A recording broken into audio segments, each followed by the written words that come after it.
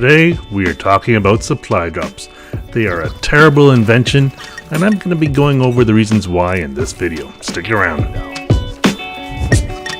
Oh, and cool thing too is I actually have a comic strip about these supply drops. And here, actually no, I'll leave it for later. But look forward to it. It's gonna come. I am Henry, and this is Maury on the left and Max on the right, and they're going to be joining me today.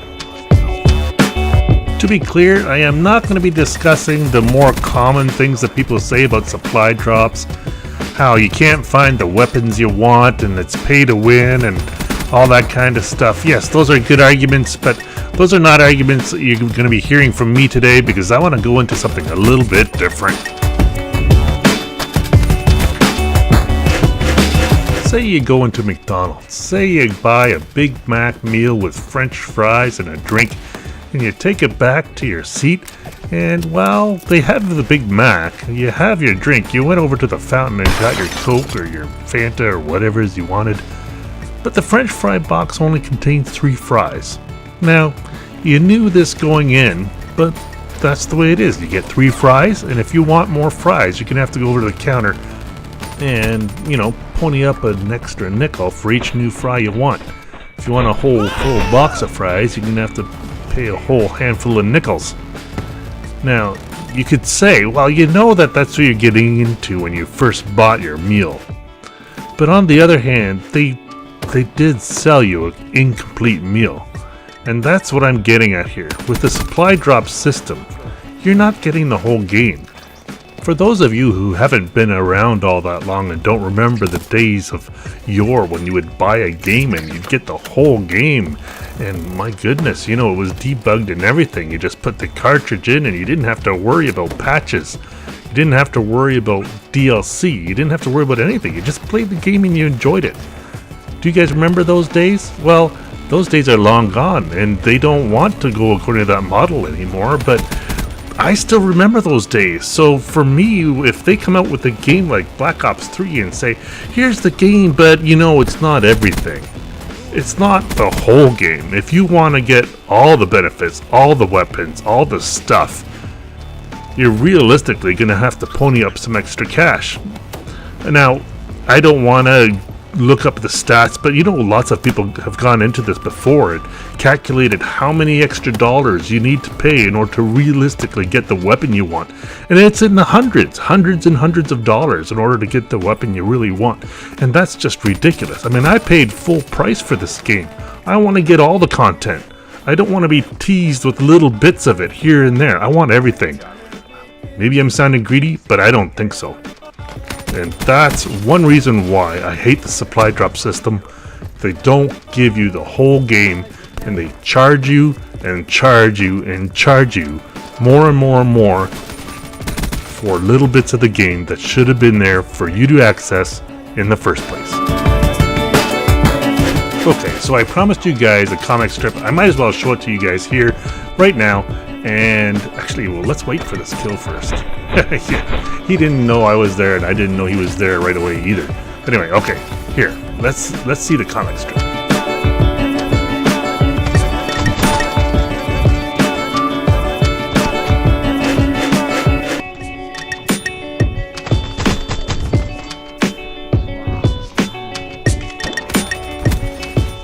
Imagine you're going into a farmer's market. You want a pomegranate.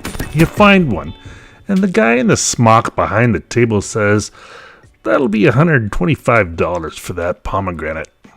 Now, the pomegranate isn't worth $125, but you really want that pomegranate, so you pay for it. That kind of goes into the next reason, but anyway, okay, hold on, I'm still talking about this reason. You know that you've been ripped off. You've paid $125 for the pomegranate, and you've been ripped off, but at least you have your pomegranate. When supply drops were first introduced in Advanced Warfare, and before I knew what the price was, I honestly thought that they'd sell them for something like 10 drops for $1. It doesn't cost the developer any more to give you 10 drops versus 2 drops, 100 drops, 1,000 drops. It doesn't matter. It doesn't cost them a penny more to give you more drops, but instead In Advanced Warfare, the price was actually about $2 per supply drop. Think about it. $2 per supply drop. A virtual item that costs the developer basically nothing to give you costs you $2. To be honest, I was flabbergasted. I thought this is nuts. 10 for $1, maybe 20 for $1 would be optimal, but $2 for one drop?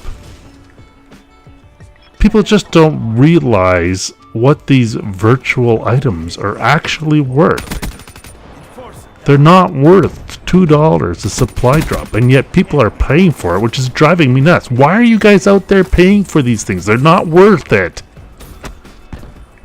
You notice that Activision gives us double weapon XP, double regular XP, those kind of weekends, but they never give us double crypto key weekends. Well, not never. I think they did it once, but they generally don't, because that's their cash cow, and they're being greedy.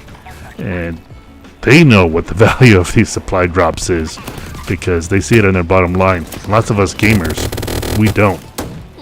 And that goes right into the next point.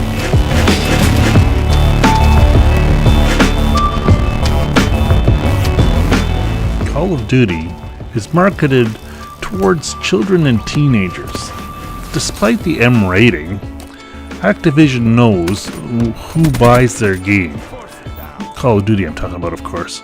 And they know that lots of kids buy this game or get their parents to buy the game for them. Lots of teenagers buy this game or get their parents to buy the game for them. Even though it's rated M and technically nobody under 17 should be playing this game, we all know that most of the people playing this game are actually under 18 and should not be playing this game. So, Activision is kind of being a little bit sneaky and underhanded here, aren't they? Because they know who's buying this game, but yet they're putting content in it that is not geared towards those people. Mature content, and also content which requires you to pay for it. Supply drops. And to be perfectly honest, I might be dating myself here. You all know I'm an older gamer, but I have two kids that are teenagers and one that's not quite there yet. And I know the bad decisions they make when it comes to money.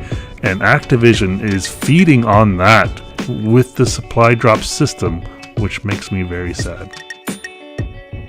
Am I way off base here or not?